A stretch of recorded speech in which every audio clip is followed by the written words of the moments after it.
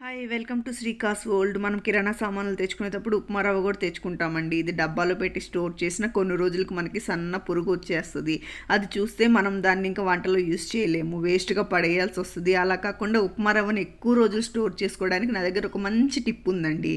మనం గ్యాస్ మీద ఒక కడాయి పెట్టుకొని దాంట్లో ఉప్మా రవ్వ వేసి దాంట్లోనే కొంచెంగా ఒక టేబుల్ స్పూన్ జీలకర్ర వేయండి. రెండింటిని దోరగా వేయించుకున్నాం అనుకోండి, మనం వంట చేసేటప్పుడు ఉప్మా రవ్వ మళ్ళీ వేయించాల్సిన అవసరం లేదనమాట. మనకి టైము సేవ్ అవుతుంది. ఇలా చేస్తే రవ్వ ఎక్కువ రోజులు స్టోర్ అవుతుంది.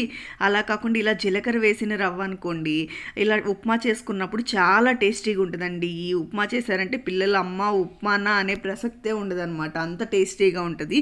ఈ రెసిపీ ఎవరికైనా కావాలంటే నాకు కామెంట్ చేయండి, నేను తప్పకుండా పోస్ట్ చేస్తాను. ఇది టేస్ట్ చేశాక పిల్లలకి ఉప్మా ఫేవరెట్ అయిపోతుందండి.